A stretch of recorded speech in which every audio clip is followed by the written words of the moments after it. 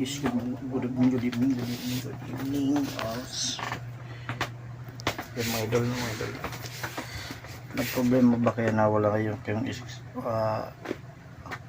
screen record sa screen record sa iPhone nyo? iPhone wala yung screen record.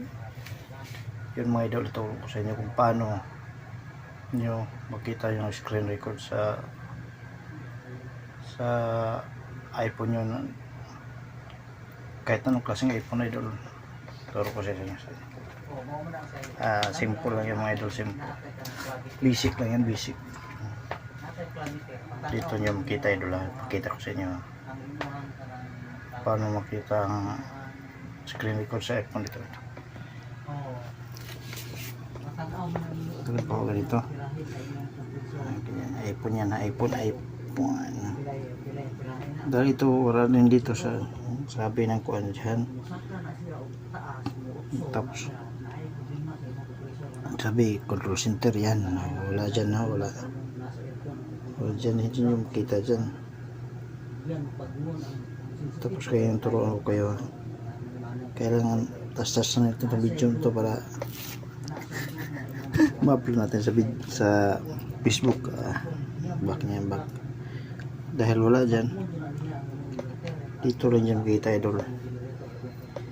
Ito screen, ganyan yan dyan. Nakita nyo itong plus na to, plus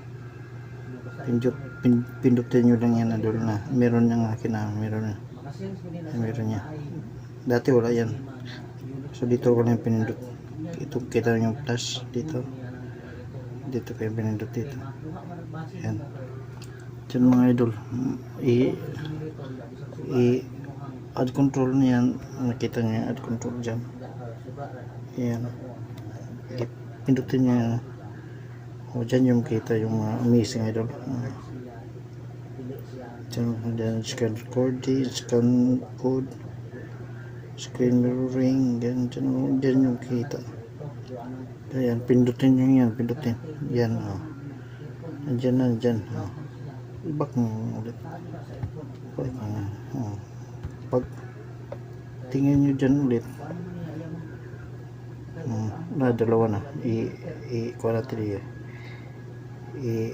paano ito,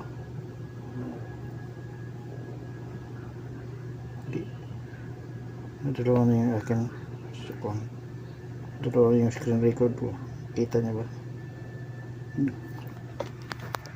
Ganyan lang ito, kaya like and share.